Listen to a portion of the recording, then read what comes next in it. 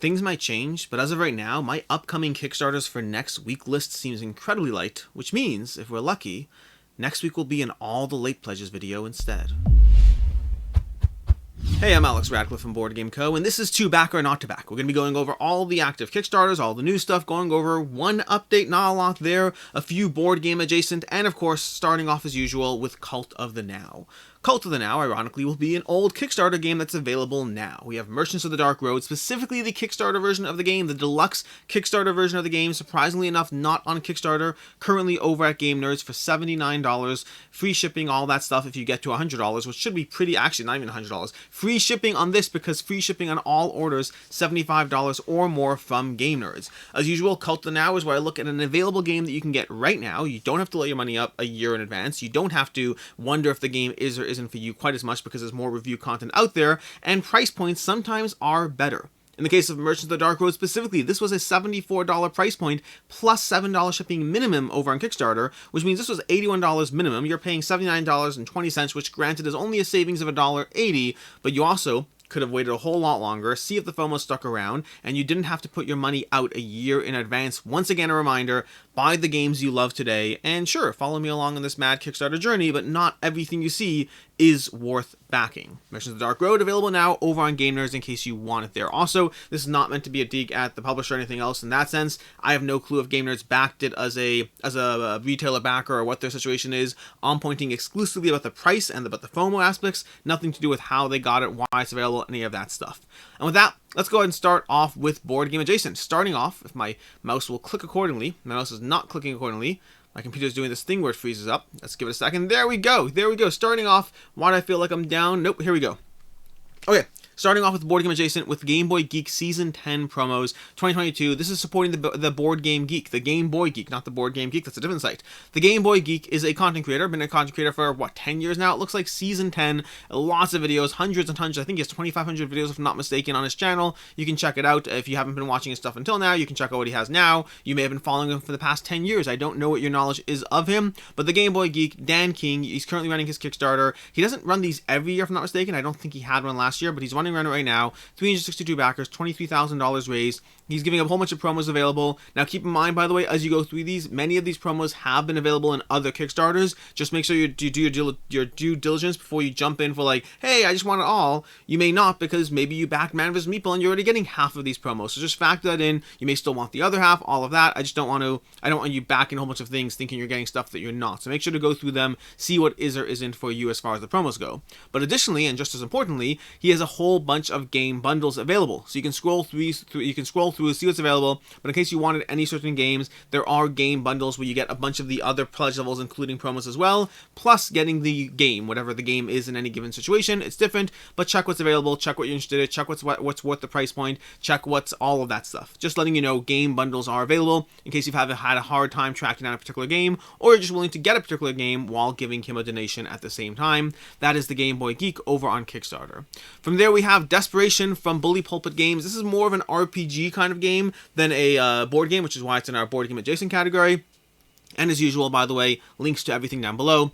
538 backers, $16,000 raised over on GameFound. Desperation is a game of telling a story where the words are defined, but who's saying those words is up to you. This is a game that has a story. To quote the game page, when you have a statement being made, yes, I burned down your house, that matters significantly as far as who is saying that. Is it your sister in the village? Is it the town stranger off to the side? I don't know who the characters are in this game, but you basically have a narrative, you have a story, you have characters, you have all that, you have something laid out in front of you, but then it's up to you to go through the journey to define who is saying any given situation, which words are being said by whom, which will define very greatly what the story is. You have the script in front of you, but it's up to you to role play out who is responsible for which utterance and how that defines what is actually happening here. I am not an RPG person in the slightest. I have no interest in RPGs as a genre. The idea of this, the idea of having a pre-selected script, but then choosing what the story is based on who's saying those words, I find that a fascinating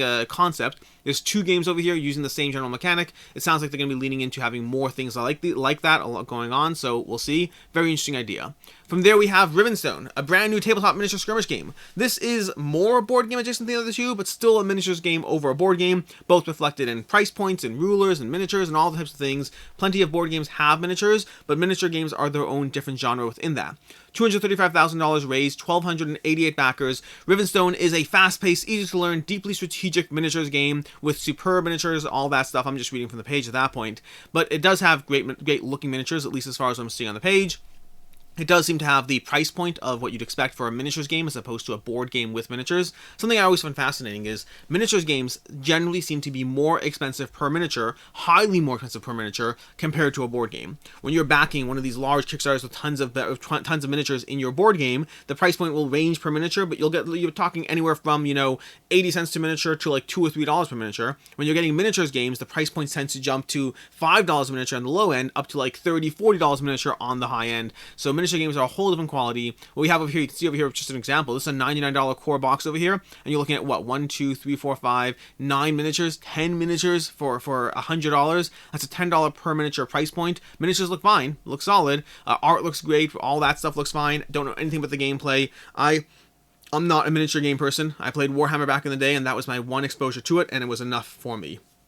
Good game in theory. I just don't like the rulers and the stat checking and all that stuff. I like my miniatures to be rolling a few dice, calling it a day, and moving on. Nothing too complicated as far as what I'm interested in on the table. I like complicated games. I just like them in euros instead. Give me a price point and a market and all that kind of checking, not when it comes to rolling dice and attacking baddies. Anyways, those are our board game adjacent categories of things, and from there moving on to our only update really, which is Kingdom Builder Empire Edition. This is not really an update around the campaign, it's more something I meant to say last week and completely forgot to, and so I like correcting those when I have an opportunity. Kingdom Builder Empire Edition. I talked about it last week, and you can check out last week's video. I go over it, the price point, what you get, all that stuff. I think it's expensive. I also think it's probably worth it. Depends if you're interested. I still have not decided if I'm backing mine or not. I probably should figure that out because I have 2 days to go by the time you're watching this. But what I do want to update around is the fact that the insert is not really an insert. There's not really much in the way of an insert over here, which may or may not be a problem for you. It's not a problem for me. The way I store my games, I'd probably overrule this anyway. But they have one of these barely functional cardboard inserts. There's not giving you a high quality insert to hold all your stuff. Again, I tend to throw half of those out anyway, so unless they do an amazing job with, I like Queen Games in general, but their inserts have never been an amazing job as far as I'm concerned. So for me, it's not a factor, but just understand that your expensive game is coming with a bunch of cardboard slides, nothing over the top. You might be fine with that, you might not be, but I want to make sure you're fully aware of that so you can back responsibly. From there, moving on to the new campaigns. Steve Jackson's Knightmare Chess. This is an older game that I did not think would be on Kickstarter, although it currently is on Kickstarter with Knightmare Chess 1, Knightmare Chess 2, all bundled together. The original games, a few pamphlets and other, things, PDFs you can get along with your pledge. 528 backers, $19,000 raised. Steve Jackson Games currently bringing in, where are we? The $42 pledge level is going to be the main pledge level for this game, and Knightmare Chess is basically a set of kind of chess rules or variants or adjustments. You might have things that give you a one-time effect. You might have ongoing things that affect the entire game state. It's basically chess with powers and abilities, which I like chess, I like powers and abilities. You think that would be a match made in heaven, but I don't like hybrids as much. I like powers and abilities baked into what the game is, not modifying your existing game of chess or checkers or backgammon or spit. You could at this point theoretically craft a nightmare deck for any standard game out there, and it would just be powers and abilities modified onto a game but not baked around that. Has an audience? I'm not that audience. $42 for all of that though, although factor in that right now you can go ahead and pre-purchase this on Amazon, possibly the same thing, possibly not. If you go over to Amazon and you search Knightmare Chess, you'll see a third edition that does not exist yet, so I'm assuming it's this, but I don't know for sure. It's not available for sale just yet, which means over here you're paying $42 plus shipping to get this, and on Amazon it'll be less than that with free shipping for seemingly mostly the same things. You might not get those PDFs, but just, I don't know exactly if it is or isn't the same. It's conjecture. It's just the fact that there is no third edition. It does look like you can get your hands on this for cheaper if you go to Amazon. This whole Cult of the Now thing, again, remember, Kickstarter can offer you great reasons to back at times. Other times, not so much. I don't know for sure whether they're the same thing, so factor that in. I'm saying it looks like the same thing. What I'll say is this. If I were getting this game, which I'm not, I'd be pre-purchasing the Amazon version. It doesn't mean that's the right move. It doesn't mean I'm not missing out. It means that based on the information I currently have, that seems like the right choice, but not a guarantee. So just factor in, you could get this game cheaper, or you can get something that seems like it's this game cheaper on Amazon right now without paying shipping and at a lower price point to boot. From there, moving on to Minotaur. Minotaur by Lynn Vander Studios, $5,184 raised, 157 backers. This is over on GameFound, and this is a cooperative sort of dungeon crawl game, but more of a side-scrolling dungeon crawl game in which you could take down the Minotaur, but he'll keep coming back until you eventually manage to trap him. You're working together with the other characters to basically trap him as opposed to purely kill him. You may have to kill him at times, but he'll come right back anyway, so there's no point doing so. Meanwhile, you have the map scrolling around. The top section is going to come out, move to the bottom, and you're going to have it constantly, well, not move to the bottom, the top section will move, and then, or the bottom section will move, the top section will move, and then you'll have to draw new cards from the dungeon deck in order to lay them, so you have a kind of side-scrolling, dungeon-crawling, Minotaur slaying or capturing kind of game, where you're puzzling together to get all these over here, and basically entrap the Minotaur. Looks as a fun little game, but as far as should you get it, should you not, on Kickstarter, I'm hesitant to say you should. The current price point over here, $29.95 over here, plus of course shipping as well is going to bring you to around $40, and then from there, as far as the why back now, or the, where are they over here, why back now, they have this over here where they basically say, hey, we're using GameFound to determine a print run, to determine demand, all that stuff, but it kind of sounds like the game is already made. If you keep reading through that, it sounds like the game is already made, it sounds like they have it all lined up, and I don't think this is necessarily going to change anything. I think they're treating it like a pre-order system on an already existing, already created game. I could be wrong, and they're very clear, like, hey, if you want to get it at retail, your friendly brick and mortar, by all means do so. We have sirens outside. We should be fine. If you want to go ahead and pick it up at your friendly brick and mortar or online game store, any of those things, by all means do so. You do not have to get it here, which to me generally sounds like a catch-all of like, hey, if FOMO, you can get it now. Also, it'll be available for $22, a miniature market later. I'm not saying it will be. Again, can't say what you should or shouldn't do, but I will say if I were backing this, if I were interested in this game, I would not be backing it currently. I'd be waiting to see if it shows up at retail. The downside, and the reason you may want to consider otherwise, is the fact that with only 157 backers at the moment, if this actually is to determine the demand or whatnot, then this is not a ton of demand, and so it may not show up. On the other hand, if they plan on showing it up either way, and this is just more of an extra sales kind of thing, and a little bit of advertising, kind of darned if you do, darned if you don't. If you absolutely must have this game, pay the extra $7 on GameFound. If you don't need it either way and you'd rather save your money, wait till retail and see if it's for you. Moving on to Dino Dodge, and check timestamps down below. We have a lot of smaller campaigns today. We have a total of like, I don't know, we have like 8 more campaigns. There are a lot of smaller ones, under 1,000 backers for the most part. You may not be games you're interested in which case check the timestamps, see which ones you are, and jump to those. Or we can continue right here with Dino Dodge. Dino Dodge Survival of the Fittest, 221 backers, $15,000 raised. This looks like a lightweight party game to a degree in which you have meteors crushing towards your dinosaurs, and you're playing cards to evade them, to make sure you survive, to knock other dinosaurs. Seems like a fast-paced take that kind of game, accessible to new gamers, has enough potential decisions to potentially keep you invested. Not my genre, not my style, and these games generally do not hold their value. Price points in this one's going to be dependent if you're getting all the expansions and everything. $30 for the base game, going up for $59 for the Soul Survivor Deluxe over there, all the way up to $125 for absolutely everything.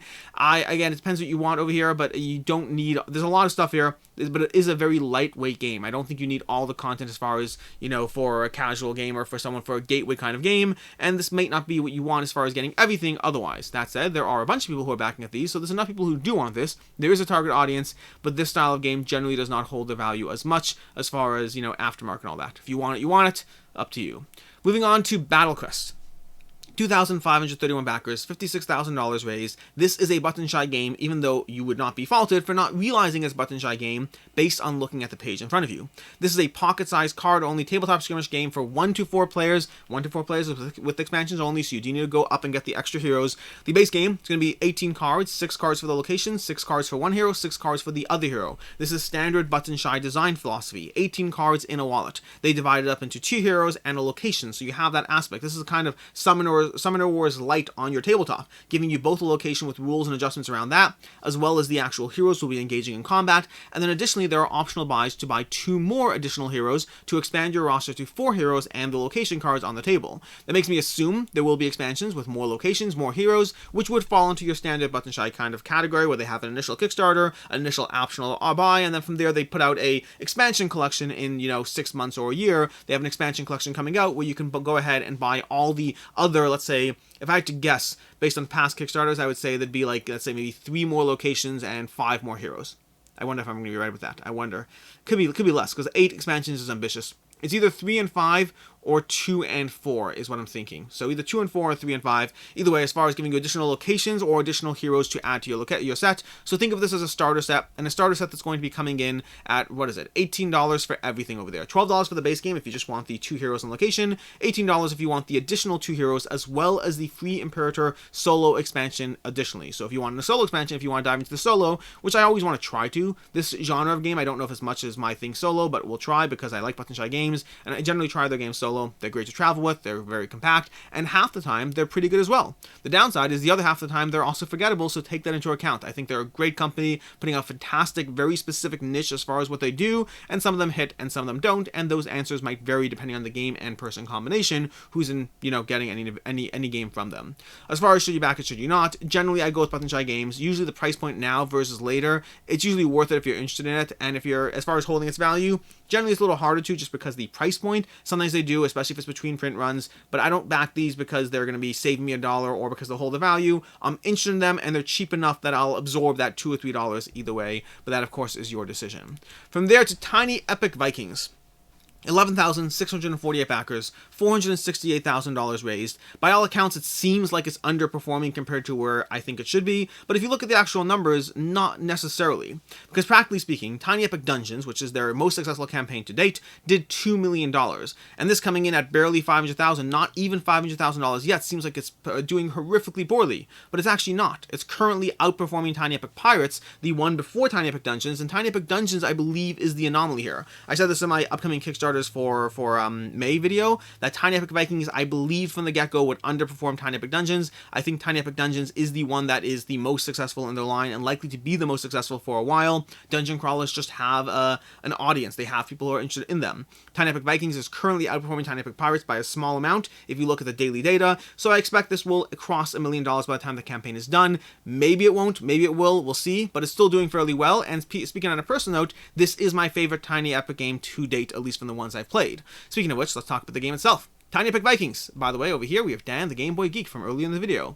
Tiny Epic Vikings. Tiny Epic Vikings is a game of area control, of drafting across 3 ages. Some calling it Tiny Epic Blood Rage to a degree, but really that's a very, very surface level comparison. Having played both games, this is not Tiny Epic Blood Rage, this is Tiny Epic Blood Rage adjacent. It's basically you have 3 rounds like Blood Rage, you have drafting like Blood Rage, you have area control like Blood Rage, and that's kind of where everything stops. Actually, no. Sometimes it is in your interest to lose, like Blood Rage, and that's where the comparisons end. Past that, it is very much its own beast, and it's very much its own beast with a drafting system and a symbol system that makes it so that as you play cards, you're kind of chaining off symbols that are on your prior cards or on locations you control, which means it's always an interesting puzzle of how to get the maximum return from your actions, what sequence to play your cards in to get the abilities, to move around the ship, to construct things, to gather more resources, to engage in combats. There is always a struggle and a challenge as far as how you are going to actually get everything you need out of the system, how you're going to set yourself up for the combats, how you're going to get the resources you need to build another location, to build a fleet of ships, to slowly take over the various extra points and symbols while being mindful of the gods and the way the gods will reward you for winning,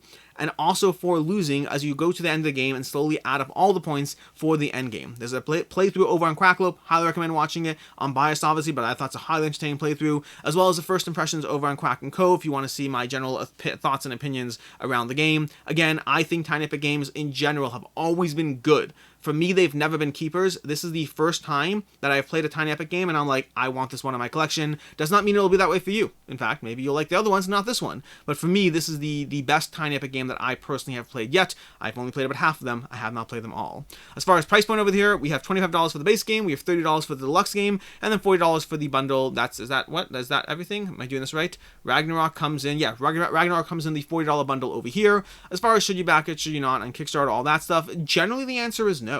Tiny Epic games usually have availability after the fact on your online game store. Speaking of Game Nerds, going back to that, if you check out Game Nerds, they have Tiny Epic Dungeons available at less than the Kickstarter price point without shipping. Meaning the Kickstarter price point was like $30 and $10, something like that, or $30 and $15. I can't remember exact pricing, but if you look at the pricing of the same items, they're already cheaper even before you factor in that you're getting shipping for free. That is usually standard for Tiny Epic games. They usually have a base game, they have a deluxe base game that has some singular promo thing thrown in if you got the the deluxe version. And then lastly, they have an add-on expansion. That's their usual formula, and it seems like they're sticking with that over here as well. They have the same exact concept. They have something with the deluxe game, as well as the Ragnarok expansion. And then all of those things are currently available for their other games, available cheaper online. You're only saving a few bucks on the actual price point of the game itself, but then you're saving like another 10 bucks on shipping, which means you're basically paying an extra $15 or so to back this on Kickstarter now, as opposed to waiting for retail. Should you get it, should you not? Well, it depends how much you care about the $15. For myself, I really like the game. I think it's an incredibly solid game,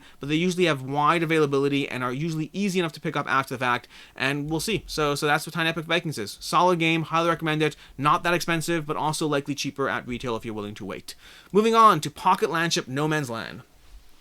This is a faster video. We're going through things fairly quickly today. Pocket Landship No Man's Land. 984 backers, $38,000 raised. This is the second edition of the previous Pocket Landship. That was the edition of the previous 9-card solo competition playthrough print and play. So this has gone through 3 iterations. A print and play, followed by a first edition, followed by a second edition, and the second edition coming with an expansion as well. This is a solo game that won an award on a BGG design contest something for 9-card game. This is a solo game of repelling all the various mechs as you go through it, trying to escalate the difficulty and take them all down. I don't actually know how the game plays, I just know that high-level overview aspect. As far as the game itself, the original game's rated a 7.2 over on Board Geek, which is pretty decent, has a lot of high praise from some factions, and a lot of, hey, it's good from other factions. So overall, one worth diving into some of the individual reviews, and seeing if the gameplay seems like it's to your taste. Seeing if it's the type of solo puzzle that you enjoy versus the type of solo puzzle that you don't enjoy so much. From there, we have the price points are going to come in at $15 for the Hero of the First War. This is specifically for people who backed the first Kickstarter to get you all the stuff that's extra. From there we have $25 for the Mechanic, which is basically the same pledge as the next one, but a little cheaper for UK residents. And then $35 for the Gunnery Sergeant. That's going to be the first version of the game as well as the expansion, giving you all of that for $35 to get that. And then we have the Strategist over here, which is again the higher pledge level, giving you the Neophene playmat, but again for UK. And from there, that's what you have over here as far as Pocket Landship. Should you back it, should you not? Will you hold its value? All of that. Judging by the secondhand market in this one, I don't think it'll hold its value. I think you'll lose a few bucks, so not significantly, but I think you will lose something on it if it's not a game for you and you're trying to sell it. But also, this is a game that has low aftermarket availability. This is one that's not easy to pick up later. It might be available, it might not be, but generally if you look at the last campaign, it's not one that's easy to get your hands on, so it depends if you want it. If you do want it, I'd lean towards trying to get it on the Kickstarter versus trying to pick up on the secondhand market, but I would do so with the knowledge that it's one that will not hold its value in case it's not a game for you. Moving on, we have Resist. Resist from Salt and Pepper Games, from 3 designers whose names I always only remember once, so let me go ahead and read them off the page. Designed by David Thompson, Roger Tanksley, and Trevor Benjamin are the 3 designers, and the artist is Albert Montes for a game Resist, which is a solo game of trying to repel the Francois region, fighting as the Spanish Maquis.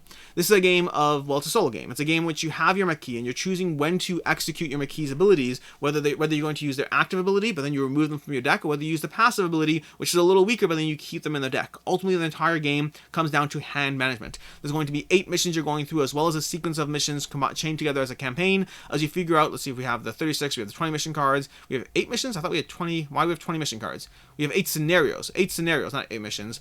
8 scenarios you're going to be going through, as well as chaining them together in a scenario over here as the campaign scenario. This is a game all about hand management, of trying to figure out how to use their abilities in the right order to deal with the region, the other people, the bad guys. I can't remember the name of it. The bad guys. You're dealing with the bad guys over here. Lots of preview content out there. Mike's One Stop Co-op Shop covered the game as well as a dozen other channels, not just him. He's just the first guy up there, so I just mentioned his name first. But a lot of content around this game. You can check out playthroughs, you can check out opinions. There's a lot of stuff, a lot of positive things said about the artwork as well as the gameplay, as far as being a tight solo game that gives you a lot of challenge, a lot of puzzle. And again, I only know David Thompson for those 3 designers, but David Thompson, his games in general have been fantastically designed and have always been solid little puzzles as far as figuring out how to actually survive, to thrive within the games. The price point here is insane, but also it's a light game as far as content. Price point's coming in at £18 for the game. This is available for the first 72 hours, which I don't know if that's still, it seems like we're still in the first 72 hours as far as me being able to click on this. Hopefully I still can. But either way, $18 for the game, or $20 for the game if you wait past that. €20 for the game, not dollars for the game, which is a very cheap price point, but also factor in that you currently get, what is it? You have 80 cards, something like that. Let's see if we can scroll up over here. There's 80 to 100 cards in the game, so there's not a lot of content. Great price point. Very happy with the price point. Just, it's not like some amazing deal, it's just a good deal. But then factor in as well that there's going to be shipping as well, shipping costs added to that. Should you get it, should you not? I don't know on this one, honestly. I don't know. I couldn't find any information on the availability of this. There's two different aspects. There's the game itself, which is if you're interested in a solidly well-designed solo game, this is worth paying attention to. Is it for you? Is it not? You never really know. That's part of the fun and challenge of board games. Which ones do you pick up, and when do you just play the games already in your collection that you already know and love?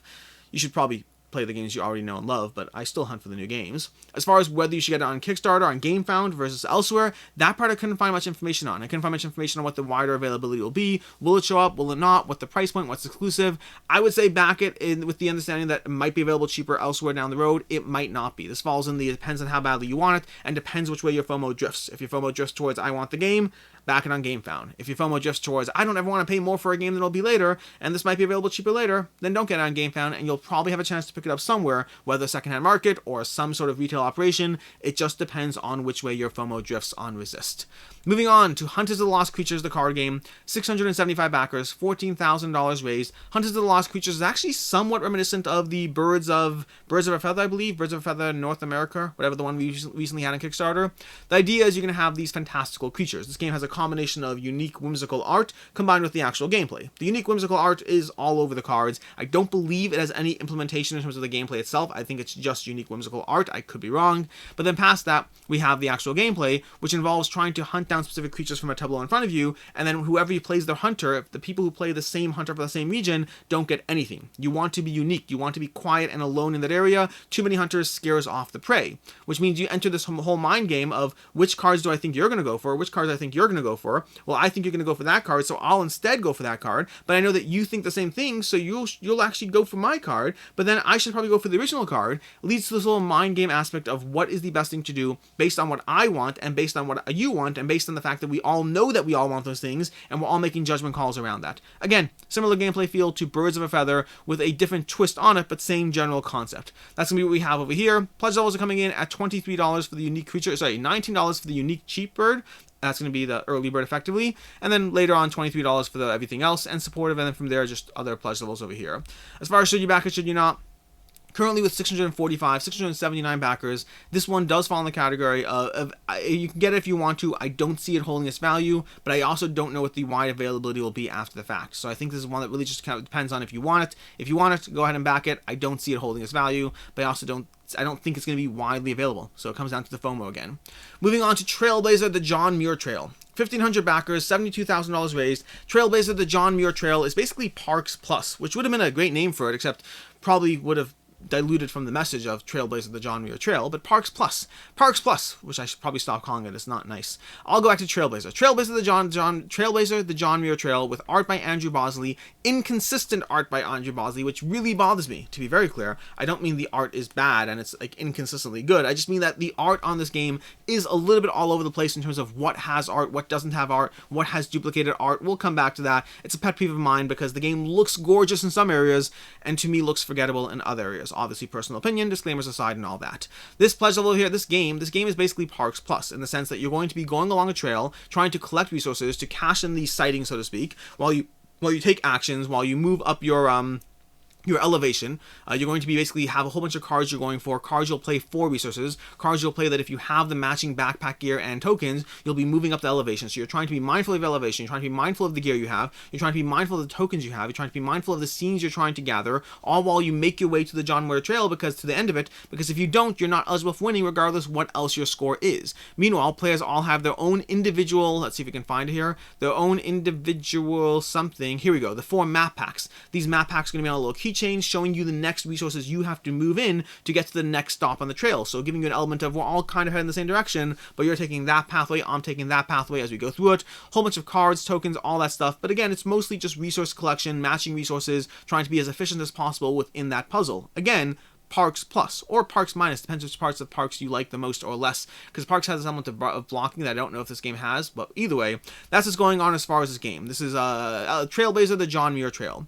As far as the pledge levels come in at $59 for the base game over here. That gives you the base game, that's $59, and it gives you a bunch of Kickstarter extras and exclusives. It gives you the Black Bear and the Bluebird mini expansion. It gives you the solo mode designed by John D. Clear, plus additional stretch goals that have been slowly unlocked as you scroll through this. You'll see a bunch of stretch goals that have been unlocked, and more stretch goals coming coming as far as slowly being unlocked. If I can scroll down to the part that shows us all the stretch goals, I think I've scrolled down too far.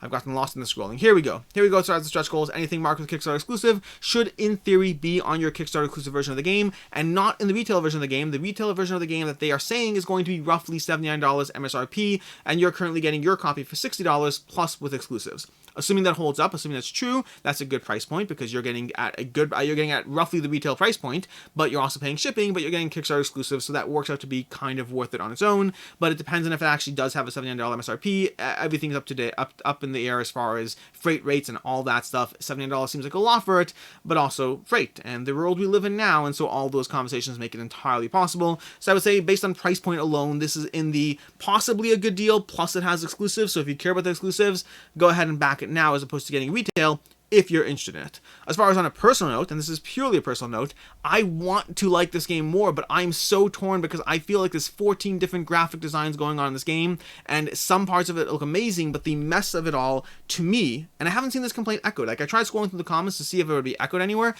Maybe there were. I didn't go through all 329 comments, but I'm surprised I'm the only one here, but it is what it is. Basically, we have the art by Andrew Bosley, which is in general absolutely amazing. Then we have the individual map section of the board, which, while looks nice, doesn't, to me personally, fit in with the art of Andrew Bosley. And on its own, that would be fine, but then, and by the way, it might be drawn by Andrew Bosley, just visually it looks very different. I don't know if it is or isn't. Visually it looks very different. And then additionally, we have the elevation chart, which again looks very different from everything else. And then we have the tokens, which the tokens just look completely different from the board. And these are all very lo-fi. And we have the art on these cards, which might be Andrew Bosley. I don't know if they are or aren't, but like some of these cards, it could be it's the same. It just feels out of place. The art stylings to me, and again, I have no idea. For all I know, this is all Andrew Bosley, so I don't know who this is a critique on. It's just a personal opinion, but I don't know. I mean, personal opinions can be critiques. I'm just saying it's just my personal opinion. But either way, I find myself very interested in some aspects of the game, while finding the art and graphic design to be all over the place as far as what it's trying to do. And then combine that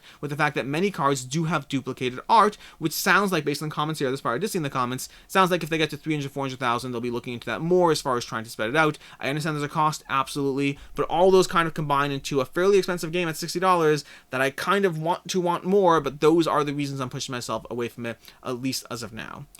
So, should you back it? Should you not? Will it hold its value? All that. It depends. I don't know if this is a good game at all. I really don't. I have no clue. This game might be absolutely amazing. It also might be leaning more towards a casual audience. It might be Parks Plus in terms of what it's doing. It might be Parks Minus. I don't really know. Not to continuously compare it to Parks, but it does seem like a game that should be continuously compared to Parks. So there is that. I'm kind of leaning towards the hedging my bets on this one and backing away slowly. If it really is rated that well, I can pick up a copy in the second-hand market or just get the retail edition of the game. At the moment, anyway, because of that art aspect, it already does not feel like a premium product to me because of that disconnect, and so I don't mind getting it at retail if it's well rated, well vetted, all of that. But as far as will it hold its value, it depends. Sometimes these over-the-top deluxe games like Chai or like Spirits of the Forest, sometimes they do hold their value. I'm just not confident in this one. I'm not willing to say it won't, but I'm definitely not confident that it will, so it's a strong, depends which way your FOMO drifts. Then lastly, is it lastly? I think lastly. No, we have one more. Lastly, yes, this is lastly. Why do we have this page over here? This is, that's because I pulled up the other link for Ananuki for the later. I'm saying that horribly. Last game today, then we go into what's upcoming next week. We have Microcosmos. Terraform planets, create colonies, bring back survivors to their homeworlds, 1,370 backers, $41,000 raised. This is from the same people who brought you Micro City, and they also have that recent airship game, the Skyline Express. They have Pocket Mars. So they've done smaller pocket games, they've done larger games. This one is a smaller, well, not really a pocket game, but a smaller box game, kind of Tiny Epic Galaxies adjacent in the sense that it's tiny, it's epic, it's Galaxies, but it's different than the Galaxies game, so it's not Tiny Epic Galaxies, it's just the same target audience in a very different implementation. This is Microcosmos, where you're going to be laying out the cards, exploring the galaxy, moving your ships around the board from location to location as you explore, as you use your crew, as you terraform planets. I don't know if you terraform planets, as you in some way use your crew for different perks on the track, as you level up your ship and gather more, as you upgrade your tableau being effectively your arc, your ship that you're going to be upgrading throughout the course of the game as you explore the galaxy. Again, leaning heavily into this there's a full half-hour long how to play video by the designer if you want a significantly more detail than the 1-minute recap I just did, or you can just scroll through the GIFs over here as well to get that same general 1-minute recap, but with pictures this time, because pictures are always a good thing. But it's Tiny Epic Cosmos. Well, I gotta stop. I keep calling this whole video, I'm calling games by other names. It's not fair to the games. It's really not. It's funny, like, for like a quick laugh, but I'm doing it too much that it borders on just nah. Microcosmos. Microcosmos is a game that is a small, pocket-sized, exploratory space engine of a game that you can check out the full how to play for everything else. As far as pledge levels, pledge levels is $20 for the base game and $32 for the all-in. The all-in is giving you the New World and Old Authorities expansions, which are two different expansions giving you different elements added to the game. They have a little bit of a blurb on each of those down here if you scroll down on the page somewhere. New Worlds. The New Worlds introduce a new endgame triggers and plays around with the scouting actions more. With the Old Authorities, it's going to be introducing more indirect interaction with players because of the councils that the players are fighting over. And additionally, we have two ways of diving into the game. The game solo, we have the solo campaign, and there was one other note on how to dive into a solo that I don't remember offhand. And that's everything as far as Microcosmos. Should you get it, should you not?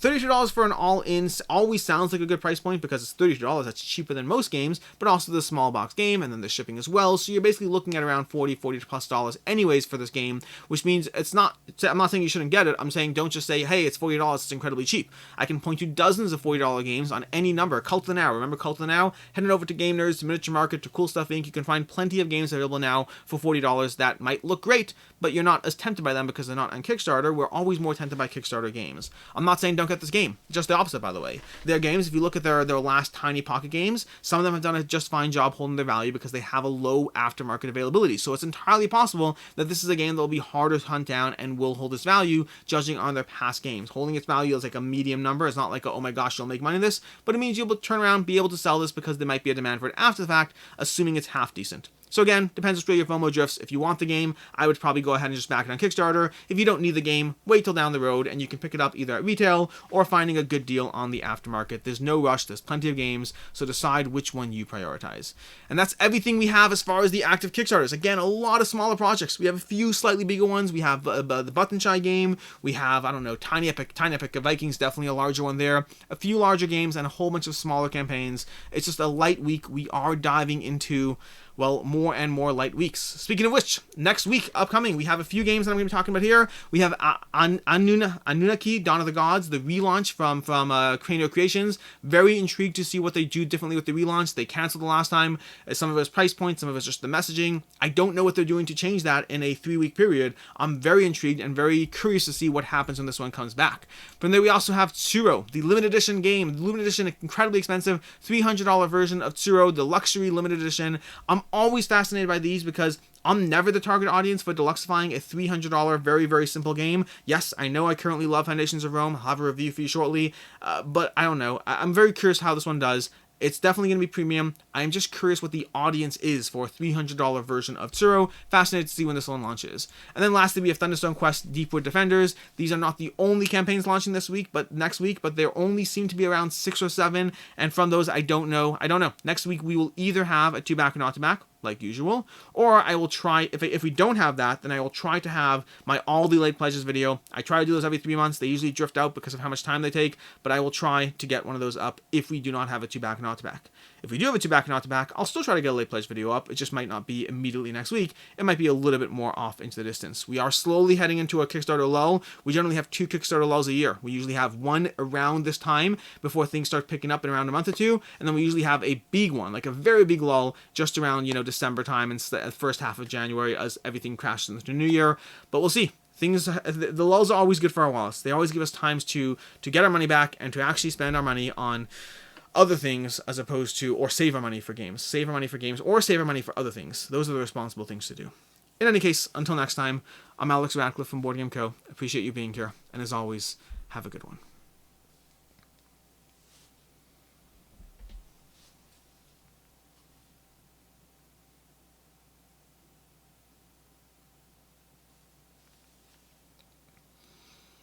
Do you know? It's actually pretty sad. Last week, my obese parrot died. It's devastating, but it's a great weight off my shoulders.